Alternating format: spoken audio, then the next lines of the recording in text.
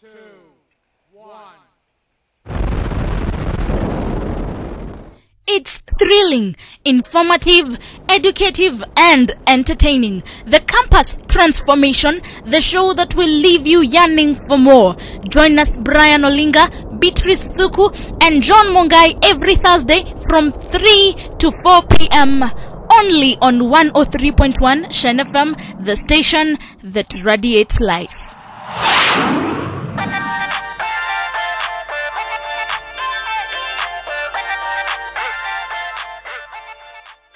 You are tuned into 103.1 Shine FM, the station that radiates life. You're with me, Brian Olinga. Today in the studio, we have the pleasure of having the Autopilots. Autopilots, tell us about yourselves. Okay, we are the Autopilots, a rap group situated in Nairobi at the River Desta. Yobs, MC Mzuka, and MC Mboga. And we have the first lady Steph, but she was not able to be available. Yep. And we do all types of music, and I mean it, all types, man. Kutoka reggae, kapuka, hip hop, atulete dancehall. And a gospel bano soundtrack, strong enough. And also we do some funny music, as in comedy. We have the Ajetena. Hata wiki moja. How did you guys meet? This story is funny to tell. Tulimeet tu kwa nyumba hivi. Like Losh Mzuka had his laptop and ilikuwa na webcam.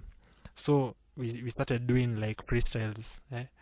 Masaifa kwa keja. Unapata like tuko freestyle nini, as in like even though tulijua like we could do rap. Losh Mzuka anafanya kitu like na any instrumental uko kwa keja, like tunajirecord alafu tunajiona kwa webcam nini, and then Kenzi came, alafu akaona we are doing the same thing, pia ile kujibamba tu pia akajoin. Na ni hivyo kile naweza sema ni okay. Autopilots, we just met as a joke. Tulianzanga like in the house, tukachukua beat, I can remember ni a beat ya Shorilo, and tukaanza freestyle, saying from what you can just think of. You just take it from your mind to the like, you just say it, and it's like a freestyle. And then after hapo, the following day tukamit na MC Kenzi vile umeambiwa, and then within 1 month tulikuwa kwa studio na tukoshaenda kuchagua beat, ready to do it big. Kutoka kitambo nilikuwa nishaanza kunotice kuna watu wenye tunaanza group now, kama kulikuwa na Daystar, ilikuwa inaitwa Thursday Got Talent, ambao ilikuwa ni kitu yenye watu wanakam showcase skills zao. So hapo ndo niona MC Yobs hapo kuna kitu alikuwa na present, so nikapenda Kenya alikuwa anafanya. So nikasema siku moja tutakaa mtu tupatane naye na tutafanya kitu na yeye. Alafu hapo hivi Mr. Losh alikuwa neighbor wangu. So my time nilikuwa nafanya ma staff, anakam kwa kejangu na kama nasikiza vitu zenye nimerecord kwa phone. Yaani tulianza tu kurecord kwa phone na sasa tuna record kwa studio. Amplified sana unaonaje? Okay, Autopilots anye tumetoka mbali. We started with our first track called Life kwa Mtaa kwa Zuze, and like then hata atukwa like na studio, so napata sometimes kuna nyesha, like kuna rain, so we have to wait for the rain to stop, ndo isi interfere na recording. As in tumetoka far sana, as in na hiyo imetupatia hiyo experience. Tulikuwa tunadhani after the first song ati tutahit, lakini tukajua it's not easy. You have very nice beats. Which producers do you work with? Mainly we work with Zuze of Amplified Records. Zuze is an international student in Desta from Malawi. Na pia we are diverse. Tunaweza work na producer wengine, like there is a track called Wiki Moja tumedu na MG of Dungeon Records, a studio iko Thika Road somewhere near Roysambu. And then tukipata any other producer who is dope na mwenye ako willing, he can give us the terms we want, we can always do with him. Yep. So how do you fund your records? Funding mainly kutoka kwa pocket money yenye tumepewa na mapero. So time ukiona nikiuza vitu kwa campus kama Cold Season Swag, ili kwa biashara yangu. Hapo hivyo ndo tunatoa pia ma finances zangu kama MC Mboga.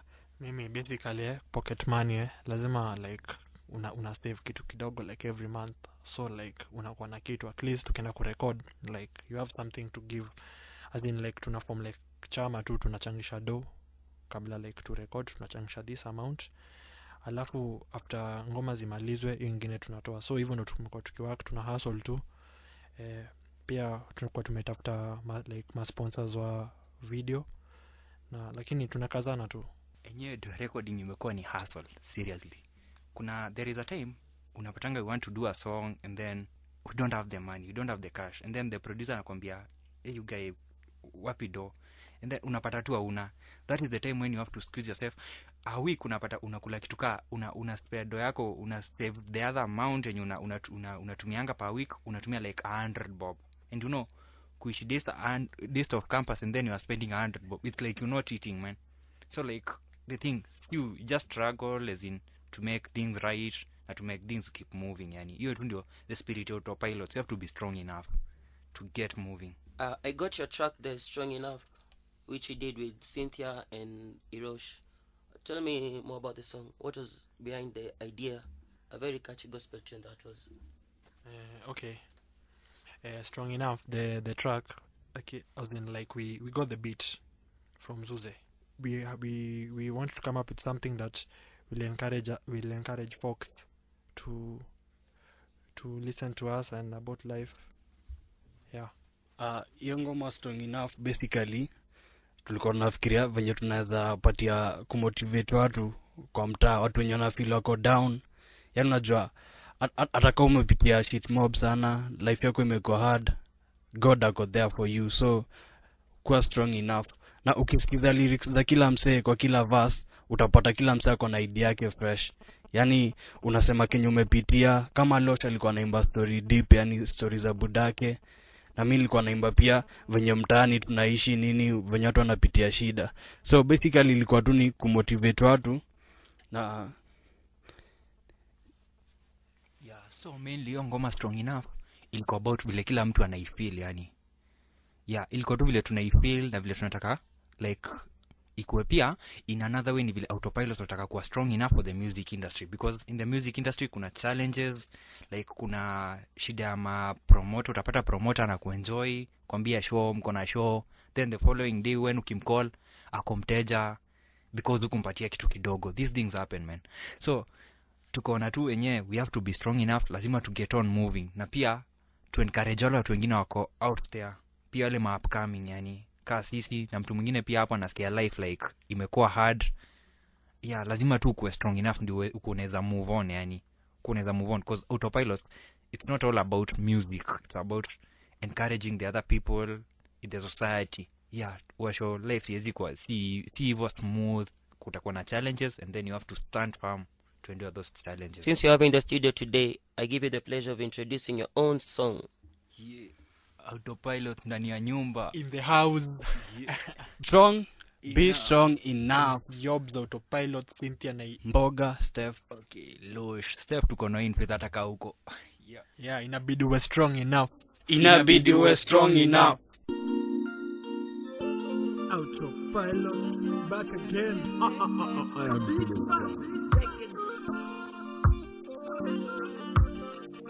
Can you hear us now?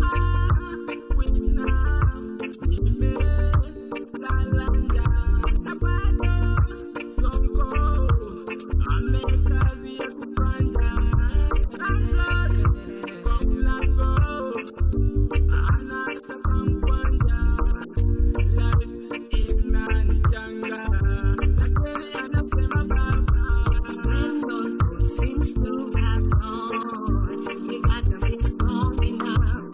Don't lose hope. Keep moving on. You better be strong enough. When those roads seems to have gone, you got to be strong enough. Don't lose hope. Keep moving on. You better be strong enough. MC Yob.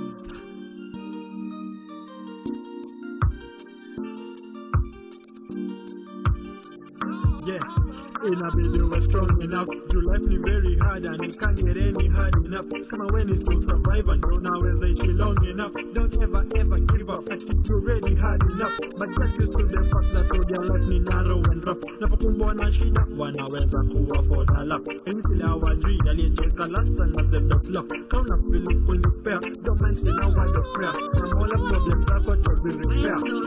Yes. You got to be strong enough.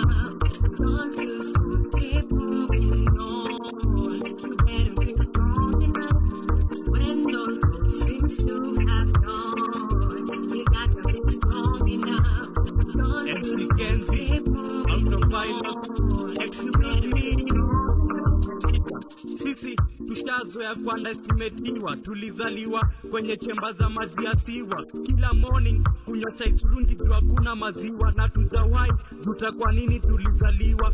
Already tushamajua Mola nafaa kusifiwa. Kushikwa mazingira duni, kitembelea matajiri wanafikiria wewe ni muhuni. Polisi kila wakati lazima watakuhuthi, wewe ni mshukiwa. Hawako jua lakini sini bro, lazima utakanyagiwa. Ukijaribu kuonyesha ujanja man utatuliwa. Yeah. When those folks seems to have gone, you got to be strong enough. Don't lose hope, keep moving on. You gotta be strong enough. When those folks seems to have gone, you got to be strong enough. Don't lose hope, keep moving on. You gotta be strong enough. Autopilot, Los twende. Nilizaliwa nikiwa mdogo na namshukuru mama. Buda kaniacha lakini nipenzi upendo wa mama. Opi kanipotea nikadhani nimekwama. Life ikageuka hard nikadhani singesoma. Kila jioni tukikula ilikuwa nikala sapa. Mungu alifungua njia ndio maana niko hapa. Na bado nimesimama niko imara kama mlingoti. Dili namshukuru ndio maana napiga magoti. When those folks seems to have gone, Gotta be strong enough. don't lose hope, keep moving on. Gotta be strong enough. When those folks seems to have gone, Gotta be strong enough. don't lose hope, keep moving on. Gotta be strong enough.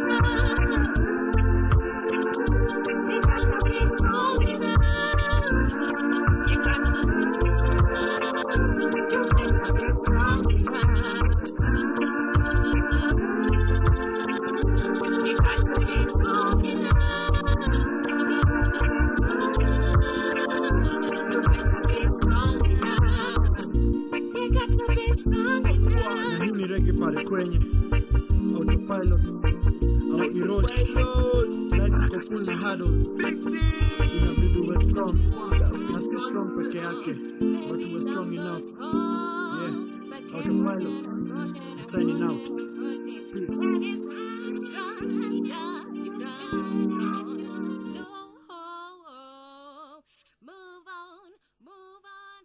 Thank you, Autopilots, for joining us in our show today, and I hope you'll be a transformation, as you said. Thank you. Shine on 3.1 FM. Campus transformation, new, refined, show that you have. With me, here are some of the few entrepreneurs in Daystar. They have been a good example to the students and the locals around. So let's welcome them to the studio. My name is Consolata, and so far some guys have been able to come up with ways of improving themselves or catering for their needs. Like the hostel that I stay, that is the stew. There are some ladies who make some chapatis and they sell to their fellow student. Some come with some eggs and they sell them to the student. Really? Yeah. How much do they sell the eggs for? Eggs are 12 shillings and Wow. chapati 15 bob. Uh-huh. Yeah. And how much do they buy them when they go to buy them so that they can come and sell? Well, I think they make a deal with the people who sells in off campus, Yeah. wherever they buy them from, so that at least they'll get something. Okay. Yeah, and when they buy the fra for chapati, they buy it maybe at the same price that you buy, but then when they come to make the chapati, they have to make them in a way that they'll get some profit. So, Philomena, what do you think about the businesses that people do? About the chapatis and the eggs? I think it's a good idea because at times you don't have to depend on the parent for your small necessities. You need to make sure you have something. So when you go for such things, it's an easier way of getting money and you're growing. Yeah, it's a very good thing, in fact. Because I have just realized that, in fact, Consolata, sometime back you are trying to sell me a pair of shoes. You remember? Yeah, that's a way of making money, and sometimes we even make beads and we sell them to the fellow students. So, the beads, how much do you sell them for? The earrings, we make necklaces, we make bangles, and like the bangles, we sell them for 100 shillings. The earrings, 20 shillings, and the necklace, because it depends with the size and the type. They vary, the prices vary. I was being told in off campus that there's this student who's opened up a restaurant known as Spicy Inn. Have you been there? Yeah, true. I stay off campus, so I've seen it, and they serve very good food. Yeah, what kind of food do they serve? They make stews, French beans. You know, you feel like you're at home, you get good food. I think it's better than... Are the prices pocket friendly? What do you think? Yes, they are. Wow, I should go at there least and they even have some potatoes, some deep fried potatoes that go for 20 bob. You see, at least those ones, they are pocket friendly. And I heard you mention about Chapa Investments, huh? What do they usually do? They make some chapatis and they sell them to the student. They distribute to all hostels in Daystar, from off campus to up school. So their work is to make chapati and then they sell to the student. They look for some people whom they can employ to make the chapatis for them, and then they also have some people who distribute the chapati. So their work is only to manage. Those guys are real entrepreneurs. I tell you. Wow. So since is there anyone who, like, if you are asked, what advice would you give a student who wanted to start a business? Or what are the things that you can tell the student about how to get the funds? First of all, I would tell them to count the cost. Yeah. Then come up with a budget of what they would really want to, like the amount they would want to spend and all that. Then maybe they can see a friend or they can get some money from their pocket money and then start a business. It's that easy. Wow. What do you have to say about that? Very true. I think it's always good to have a budget and decide how much money you are going to make after your sales, and you should always make sure you get a good profit, and it should be pocket friendly to the students because they are your target. So now let me put you on the spotlight. Consolata, what kind of business do you run? Well, as for me, I am one of those students who make chapati, and I sell them to my fellow students. So when do I get to taste the chapatis, huh? Wow. Since I've, Today. So for free, because we will talk. Maybe I can give you one to taste. Yeah, like 2 or 3, Yeah, so what about you? I make mats, floor mats, and which give me some good money because it's handwork, and I don't only sell them around Daystar, I sell them even outside school. Wow.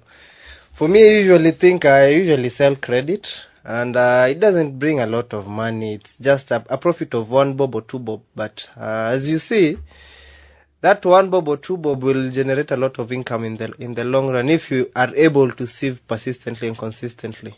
For me, I prefer to do business. In fact, there's this student who was telling me that he's planning to sell underwear to girls. What? But there is a guy. And his assumption was that a guy is able to convince girls more easily than a girl to convincing another girl. You as a woman in this society, what do you think about that idea? That is a very good strategy. Yeah, so I think for that you'll tell when you talk to that guy, tell him he's gone the right way. I've come to realize that in these shops in town that there are ladies' clothes being sold, there are usually gentlemen there. Most of them don't have ladies. Yeah. Why is that? And why do you think that for you, Consolata, you're saying that a guy cannot come to sell to you? Innowares. Why not? No, I'll try to imagine the next day I'm passing there, I will be like looking at me and seeing it. No, I wouldn't want. There we have it. But so what are your plans when you finish school? Do you plan to do a business, or do you just want to go and pursue a career? I think I'd want to do a business. Yeah? Yeah. What kind of business do you think will be able to? I think I'd go for. I have a few cameras, so I'd go video shooting and outside catering. I think that's the way to go for me. Yeah, and what about you? As for me, I would do both. Yeah. Maybe I can just delegate some work to some people to start for my business. I would sell some clothes to some people. I think that's a business that is selling so much. Wow. And I heard that you preach, right? And that is a positive impact to our society. And I didn't hear you mention it. Can you please elaborate to us pros and cons that you use? Because as a preacher or as a pastor, I believe that you are there. You are like a shepherd to the sheep. You get? Like you are supposed to guide people on how to do, how to live. And so can you please elaborate to us and give us a scenario of one of what you've ever preached, and to where and to whom? Well, preaching is something else that I cannot put aside. Preaching is something that I cannot escape from, because it's something that is in me. And as much as I'll be doing business and pursuing my career, I will love to still pass the message to my fellow workers, to my customers, as I sell to them these trousers and all that. I have to tell them about the love of Christ. And I remember a scenario I went to preach somewhere in Kibwezi, and it was a great experience. You go there to minister to people, and maybe I was going through some tough situation, but I thank God that by the end of the preaching, by the end of everything, the Lord just came through for me. So preaching for me, it's a nice thing. There you have it, guys. As a pastor, you don't have to depend on your congregation. You also have to be productive to the society in a positive way. And by the positive way, as we were told, you should live in a way that you are an example to others. She's a very good example and a very inspiring one for that matter. Because she preaches, she teaches the gospel, and also she is able to do her businesses one way or the other. It's thrilling, informative, educative, and entertaining. The Campus Transformation, the show that will leave you yearning for more. Join us, Brian Olinga, Beatrice Thuku, and John Mungai every Thursday from 3 to 4 p.m. only on 103.1 Shen FM, the station that radiates life.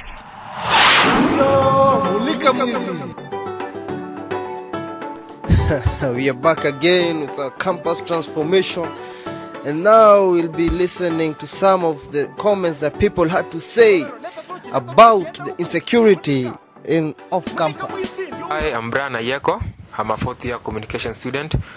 The recent insecurity around Daystar and also inside Daystar in some way has affected me, because as a day scholar, back in the days I will see no problem going home late at around 7. I could easily go. But since I had many stories that people are getting mugged, people are getting beaten, things are going. So nowadays, when it reaches 5, that's the latest I can be here. 5, I take the bus, I go home. My friends also have lost their laptops. I have a friend who lost the laptop. Others have gone to hospital. Apparently they were mugged. And okay, in the 2009, 2010, 2008, it wasn't like that. I was here, there's nothing wrong. So that insecurity, it has affected me, because even now when I have my laptop, I can't leave it anywhere. I have to carry it all over around the school.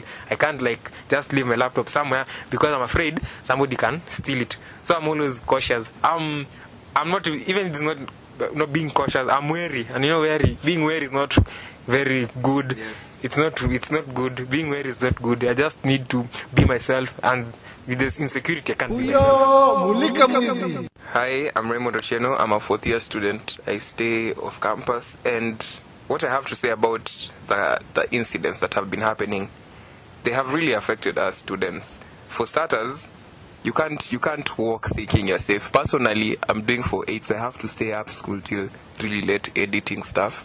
But when I'm going off, I walk not feeling safe because the current incidents that have happened of a lady at the Kinyozi who was attacked. There's a student also who was attacked, and ladies are being made to lie down in their houses, which makes you not be safe even if you're in your own compound. Because I stay in a hostel called Runda off campus. It keeps you in a very tricky position. And at the same time, policemen are also going around everywhere off campus. So they tend to think everyone is a criminal when maybe you're just a student who left school after doing the assignments and is going back. And it's created an impression where you can't even trust your own friends as students because you don't know who the thief is. So you have to lock up. You can't go outside to the toilet without leaving your door closed because you might come and find nothing. I remember there's a friend of mine, Brian, we were talking to him and watching a movie, and in a span of 5-10 minutes his 70-liter tank of water was stolen outside his house, and we did not hear that person running away with that thing. So it keeps us as students, you have to be on the lookout 24/7, and you don't feel safe staying off campus as much as it should be safe. So I think something should be done about it, and these people need to be caught. Hi, my name is Joyce Joki. I'm a second-year student of communication. Insecurity has affected me such that I'm scared of going off campus because I'm scared of being stolen for my items or being attacked by any robbers. I'm also scared of going outside with my computer, showing it off, walking around with it. Yeah. I'm Regina Mshoki. I'm the DUSA Social Welfare. I'm going to talk about security in or outside campus. It has been an issue. Security has been an issue. First for me because it deals under my docket. It has been giving me a lot of stress because I am not understanding how it has come to that 2011 the rate of insecurity has gone so high.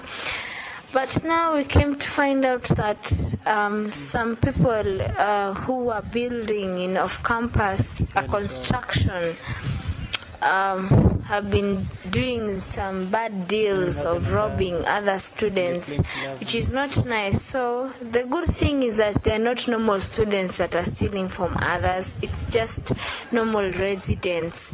But I thank God that the police have apprehended the criminals. For now, at least students can feel that they are secure. But we have to put up measures for the following year because we don't want the same situations to happen the same way that they have happened this semester.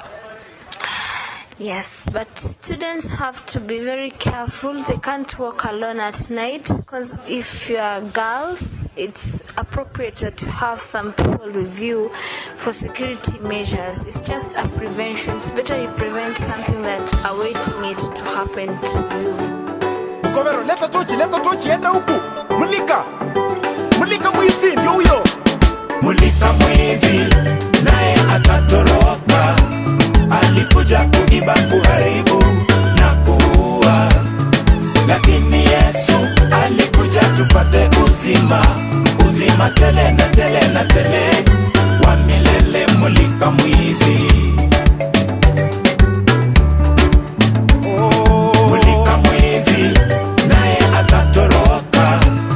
Alikuja kuiba, kuharibu na kuua, lakini Yesu alikuja tupate uzima tele na tele na tele wa milele. Mulika mwizi. Bwana Yesu alipojaribiwa jangwani, alisema imeandikwa, tumwabudu Mungu pekee, tuishi kwa neno la kinywa chake Mungu Baba, simutie Mungu majaribuni.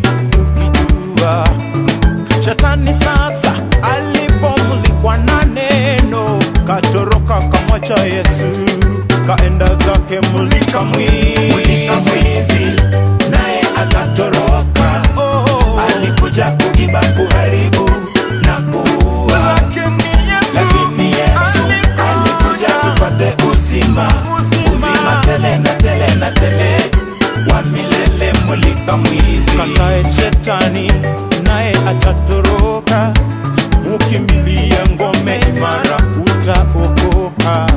Wacha tamaa ya usherati, njoo kwa Yesu okolewe. Wacha chuki na fitina, Yesu ainuliwe.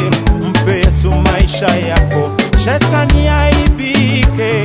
Ulimwengu ni hasara, kwake Yesu ni faida. Mulika mwizi naye atatoroka, alikuja kuiba, kuharibu na kuua, lakini Yesu alikuja tupate uzima, uzima tele na tele na tele wa milele. Mulika mwizi. Sasa wewe baba yangu, wacha yelo yelo, mrudie mama, watoto wanakuhitaji.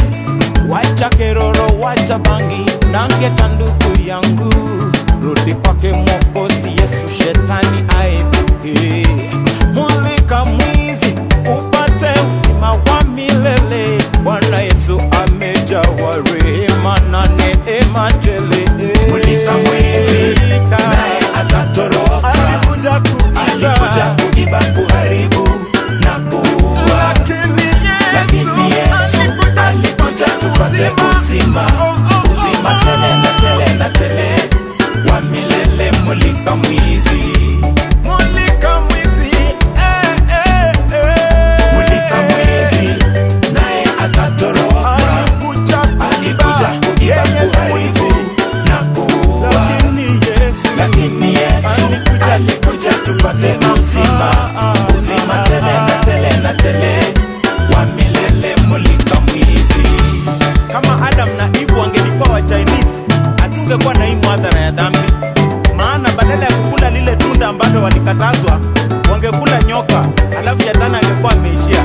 Lakini sasa mwadhara ilishatupata. Tutasoma tu James chapter 4 verse 7, resist the devil and he will flee away from you.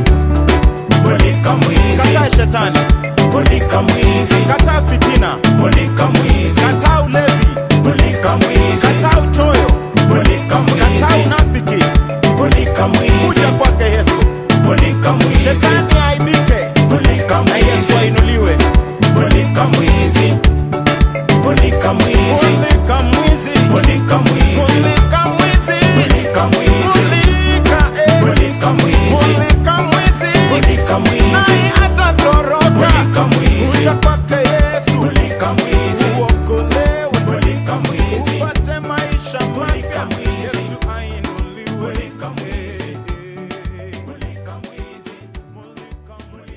Unlock and play Let's Talk Adult Boy, and that is why we have this segment for all of you guys who love fun. And you are tuned in to 103.1 Shine FM, the station that radiates life, and this is the Campus Transformation, where you get thrilling entertainment. Now, this is a segment where not only do you laugh or you crack your ribs, as the Englishman says, laughter is the best medicine. So hereby, we'll have some various moments of laughter whereby each and every one of us, I know we have had embarrassing moments in our past lives.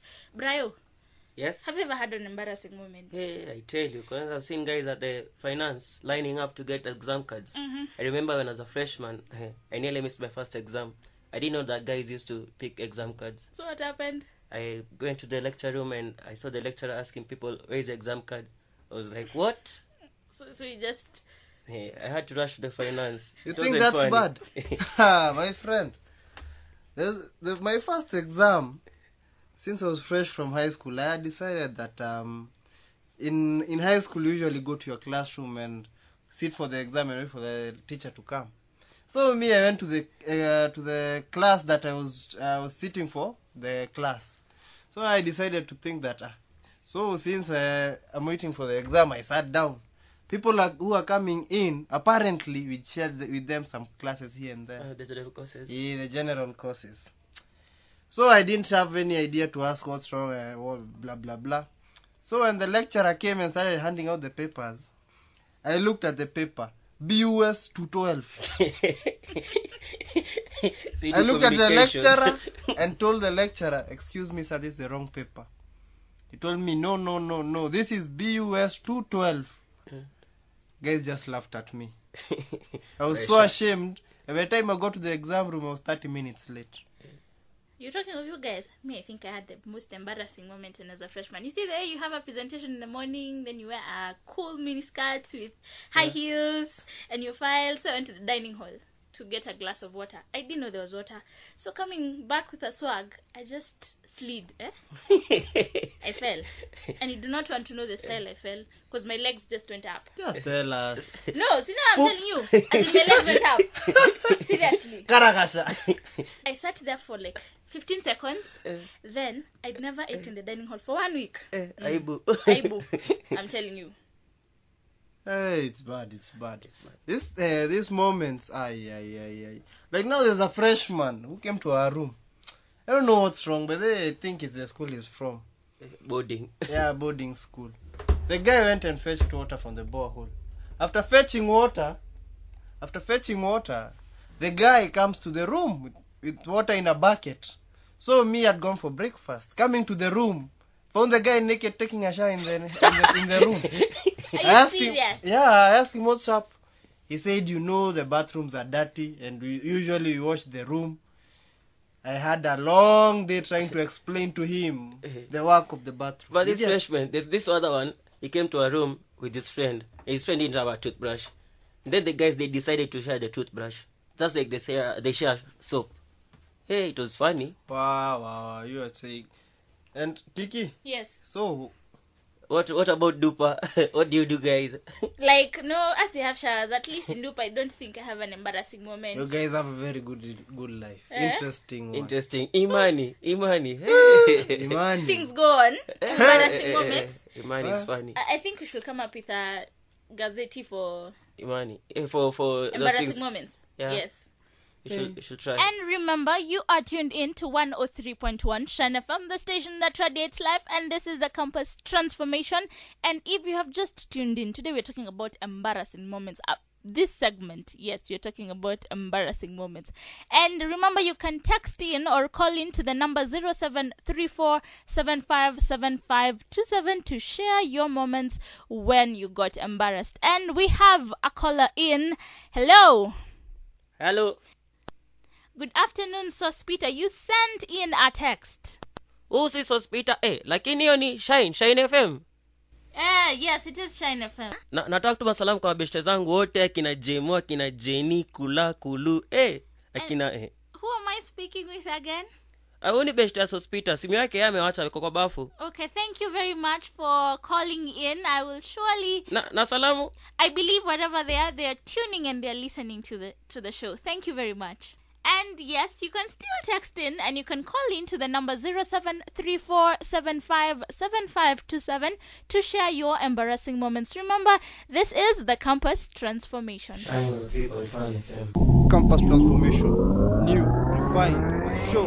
You are listening to 103.1 Shine FM, the station that radiates life, and this is the Campus Transformation with you, Kiki Thuku, Brian Olinga, and Mungai, whereby we give you a show full of entertainment, humor, and information. Well, I have received texts. One text, although you've not said your name, says, "Hi guys, your show rocks. For me, I was eating in the cafeteria and I was seated with the guy of my dreams, and the first thing he told me was I had unbuttoned my blouse wrongly." Okay. Then the second text is from a guy called Mambo. Yes. And he says, "Brayo, Kiki and Mungai, your show is a thriller. For me, I live in Mlolongo in a 2-bedroomed house, and I was late for work one morning, and as I was coming out of the shower, my boss was seated on the seat. But before I had realized, my towel was on the floor. Till now, sijawai rudi job." Brayo, what do you think of those two texts? Zamata ilianguka. So, just call that guy. Call Mambo from Call Mambo. We see how it went, Call him. Okay.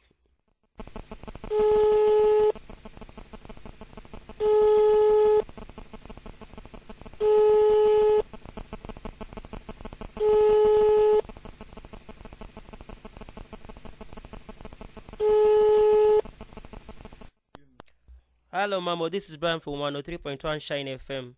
Hello? I just got a funny SMS from you, guy. You're so funny. Tell me what happened that day your tile fell. Hey, manze, there was this day. Nimekuwa nikisikiza hiyo show yenu na ngota kushare hii experience nilikuanga nayo. Okay, go on. There was this day nilikuwa solo kwa nyumba. So unajua nimetoka kushawa, alafu sasa niko nazurura tu kwa nyumba bila kitu yote na niko na towel peke yake. You are naked. Si you know, si watu fanya hizo vitu koko peke yako. Alafu sasa niko natembea hivi kwa nyumba.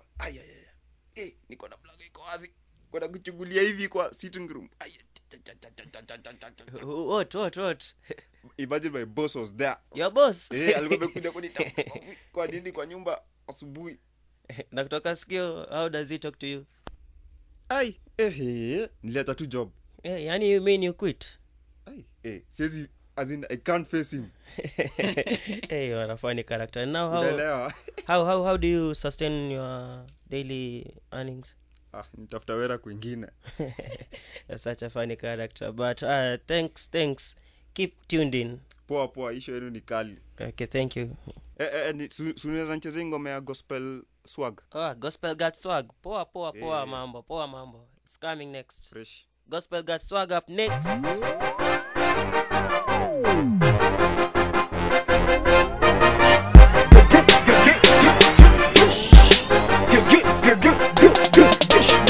Mimi na rap, mimi na flow, sitaki spotlight. Mimi hurol na yule mso na yule most high. Mimi huswag, brother siko up. Take my anti-trust to bring me cross up. You have to don't fight. Chekiwa tu jamani, kujipotezo yani. Ni mavudu na majuju ili wa make money. Wawakisaka ganji, situna bitch maji. Kabetero sikeroro lakini yesu yani. Situna pitu kiwa soto sio mawi.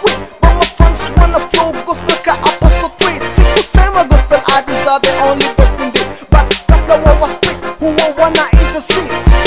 Shaman, hii ni gospel kwenye mix. Christians we put it every pontifex. Mimi ni prophet, wala bila hii kama Musa akitoka juu ya mazina. Rude boy anataka kujidai. Yehurul flow what the gospel high five. He say system them a change. Pull up, we have to grasp on the stage. Got swag, gospel, got swag. Got swag, gospel, got swag. Gospel, got swag, gospel, got swag. Gospel, got swag, gospel, got swag. Nilisema hii gospel ni hard kwa sababu behind it a lot. On my ears sitaweka stud. On my jeans hey sitasag. Rani sahi imeni drag. Niko hash in the York skyscrapers. Vanishing the World Bank papers. Hey, my haters nipe Biblia ndambi. Niko befila chok. Tuko chance in the chok. Wakila chok kabila leta bari njema. Yare ema nana ema. Popote alienda Kristo alitenda mema. Na wengi kutazama kasi nema. Judas kabusu Jesus Christ. Na kisha kama busu Jesus kawa under arrest. Na bila pewa rest. Wengi wali testify na kusema gospel got swag. Gospel got swag. Got swag, gospel, got swag. Got swag, gospel, got swag. Gospel, got swag, gospel, got swag. Gospel, got swag, gospel, got swag. I'm a gospel rapper with a gospel swagger. I rap the gospel sort of like a get call me Santa. I'm bringing you the scriptures with me like summer. I'm feeding you to Jesus, so eat your last supper. I don't sugarcoat the gospel like a lollipop. I'm just gonna drop the gospel in your iPod. Then I want you to rap to it. Then I want you to snap to it. Not everybody hip hop and don't stop to it. I ain't even got that right. I got the Holy Ghost Spirit living in me and it's spitting flowing with me. Yeah, so I can even go ahead and just brag. You know, God is my dad. I got His holiness swag. Yeah, and though my pants might sag, I still lift Him up in all my life and rap. I'll be preaching Jesus, preaching people, killing demons, being crushed like living righteous, speaking in tongues like Got swag, gospel, got swag. Got swag, gospel, got swag. Gospel, got swag, gospel, got swag. Gospel, got swag, gospel, got swag. Got swag, gospel, got swag. Got swag, gospel, got swag. Got swag, gospel, got swag. Got swag, gospel, got swag. Got swag, gospel, got swag. Swag, swag, swag.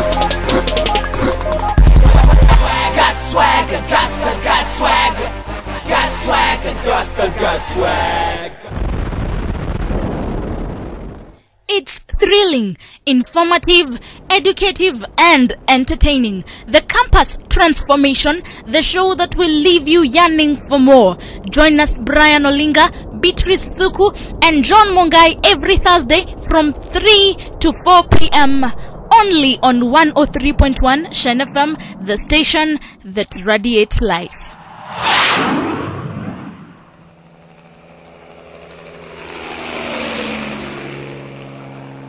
I've had our Kenyan military men going to Somalia to fight the Al-Shabaab. I had some few takes and suggestions from students in Daystar at the River campus.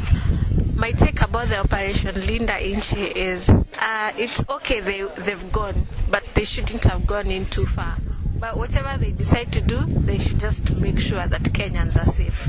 It affects me in one way or another, not directly though, but I'm considering there's friends of mine, there's other people's relatives that are out there, so we are not sure about their safety, so we are praying with them, hoping for the best for them.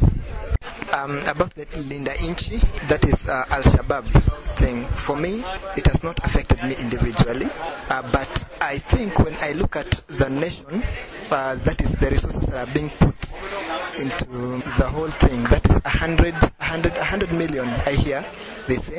I think it may not have an impact to me, but eventually I'm sure it's going to have an impact, definitely, because the resources that are being used now, they will actually be distributed to me. Okay, I expect to graduate next year, and one of the things I know is that I'll be one of the taxpayers, and so that time I'm sure it's going to affect me. Thank you. After listening and hearing to various suggestions from the students who are in Daystar at the River campus, the main and the big question is this: is there a solution to the Al-Shabaab? Is there a way that we can approach this issue differently? Well, I still got some various suggestions from students. What I think is that, apart from all that, we've concentrated so much on the external attacks, whereby we are forgetting that they are local terrorists or local, But one thing, I think this has been a breach to security, but there's still a way we can approach it, and that's a diplomatic way of looking at things. And one thing that really comes out across, or is put out across, is the aspect of diplomacy. And if we can sit down with the president of Somalia, tackle issues, discuss them out, and see what's the way forward, it's good. Instead of actually going into someone's country or entering someone's house, destroying whatever is there, because it's not good if we destroy another person's country, other people's country. They feel bad. So eventually, the aspect of diplomacy is, the best option. There is no other way of fighting Al-Shabaab. You just have to fight them physically, because they are tough people, and you have to approach them in a way that you fight them and win them. But I think as Kenyans we should have a long-lasting solution to Al-Shabaab, because the strategy that I'm thinking they're using, it might be a short term, because after they are from Somalia, those Al-Shabaab will come back to Kenya again. So I think we should have a system which will be keeping in check of those Al-Shabaab guys who are coming to pirate our imports. So I think we should have a system which is running continuously, not just for some years and then it will be no longer there. So I think it should be like a government should have a system which should be there to counter Al-Shabaab and terrorism. Not only are the Daystar University students affected, but I was able to talk to one of the Somali residents who is currently in Kenya and moved in just a few days after seeing the horror and the damage that is being done to the Somali people. Mimi naitwa Abdi Hassan, kijana kule kutoka huko Mogadishu. Mimi nakuja Kenya kwa sababu ya hizi mabomu wanaangusha kule Mogadishu, wanasema wanakutafuta Al-Shabaab. Mimi hapana jua kitu kama Al-Shabaab. Watu wanakuja wanaingia kama nyumba, wanaingia kwa boma yangu, wanachukua ngamia, wanachukua mbuzi, wanachukua ng'ombe. Mimi nilikuwa mtu wa biashara. I was a businessman, entrepreneur. Ajaribu kila saa mimi nimelala usiku nasikia tu bomu nyuma. Ndo amebeba kazini yangu, amebeba jamii yangu yote. Mimi nimepoteza mtoto yangu 5. Sasa nataka mimi nifanye nini? I am a Somali citizen. I have to come and live in Kenya. Itabiagani hii. Isa serikali ingekuwa serikali ya Kenya, ningeenda nitafute kama ni Al-Shabaab, najua kama hata kuna Kenya Al-Shabaab, kuna Njoroge, kuna Kamau, kuna Otieno, au ni Al-Shabaab, nitafuta au Al-Shabaab huko. Nilete hiyo wadila mongiki yao kwanza, enda Al-Shabaab ya Kenya. Wasikuje Somalia, si kila mtu Somalia Al-Shabaab. Akuja kama anaenda kutafuta Al-Shabaab moja apate moja, si kila mtu. Campus transformation, new, refined, show. We pray for our soldiers in Somalia at the war front and their families back here at home, hoping that God will provide and protect them. We dedicate this next song, Naangalia Juu by D, to go out to all the families and the soldiers concerned.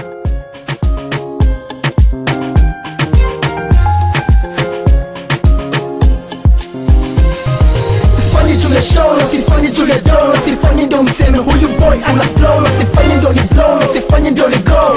Homeboys production, no? Sishiki makufoni eti nijulikane bila punchline kwa basi tumisi juliane. Wapitu wanaingiza kama si wanane, hesabu mvuwa kadhaa kwenye ifane. Kitu mfukoni sifanye Julia ka nchini talanta wazo ite kipaji. Maswali wanauliza eti na ifanyaje ini game inalingana. Umejipangaje nilishajitambua na jua mimi ni nani kama vita inalingana we uko na nani. Kitana mokofu nilishatoka gizani nina nguvu za kiroho. So tusibishane bidii na itia jamani mpaka nilale. Watu ya injili yani mpaka iwaki. Naona kuna njaa kuna kama ukame nimetuma na ya Yesu nigawanye mikate. Juu naangalia juu nafikiria juu nategemea juu napepea tu juu naangalia juu nafikiria juu nategemea juu napepea tu juu naangalia juu nafikiria juu nategemea juu napepea tu juu naangalia juu nafikiria juu nategemea juu napepea tu juu. Karada kama gangsta na bosko beat utadhani mimi ni rapstar na mimi ni pasta yani disaster. Gawanisha mapepo kama tear gas gangster. Show me the cash man, mimi ni asla na kula zangu za mine najikaza na move faster. New chapter song on the top make you think pana rasta. Ni kama cancer na devour kasa ya shetani na the Holy Ghost power. This is the hour of the master na kama amri si utawachwa. Ni juu ya God, hey, ni juu ya God usidhani najipamba ni juu ya God, hey, ni juu ya God, hey, ni juu ya God kanisani sitafuti mama. Ni juu ya God. Juu naangalia juu nafikiria juu nategemea juu napepea tu juu naangalia juu nafikiria juu nategemea juu napepea tu juu naangalia juu nafikiria juu nategemea juu napepea tu juu naangalia juu nafikiria juu nategemea juu napepea tu juu. Huduma nayofanya sifanyi juu ya mkwanja. Oh no, sifanyi juu ya dough na wala sifanyi kujulikana. Oh no, sifanyi juu ya show, sifanyi mziki niweze kupaha. Oh no, sifanyi ndio ni blow, nafanyia Maulana, nafanya juu ya God, nafanyia Maulana, nafanya juu ya God. Huduma nayofanya sifanyi juu ya mkwanja. Oh no, sifanyi juu ya dough na wala sifanyi kujulikana. Oh no, sifanyi juu ya show, sifanyi mziki niweze kupaha. Oh no, sifanyi ndio ni blow, nafanyia Maulana, nafanya juu ya God, nafanyia Maulana. Sifanyi juu ya show, sifanyi juu ya dough, sifanyi ndio mseme huyu boy ana flow, sifanyi ndio ni blow, sifanyi ndio ni go. Oh no, nafanya juu ya God. Juu naangalia juu nafikiria juu nategemea juu napepea tu juu naangalia juu nafikiria juu nategemea juu napepea tu juu naangalia juu nafikiria juu nategemea juu napepea tu juu naangalia juu nafikiria juu nategemea juu napepea tu juu. There you have it, Naangalia Juu by D. Such an uplifting tune, encouraging our soldiers in the battlefront to know that God is there with them. It's thrilling, informative, educative, and entertaining. The Campus Transformation, the show that will leave you yearning for more. Join us, Brian Olinga, Beatrice Thuku, and John Mungai every Thursday from 3 to 4 p.m. only on 103.1 Shine FM, the station that radiates life. Thanks, dear listeners, for staying tuned in to Shine on 3.1 FM. It's been me, your host, Brian Olinga. Mungai, aka John Mungai. And Beatrice Thuku. Hope you shall come back next week at the same time. That is Thursday, 3 to 4. For our Campus Transformation show. Yeah, Campus Transformation. You know what it is. Yeah.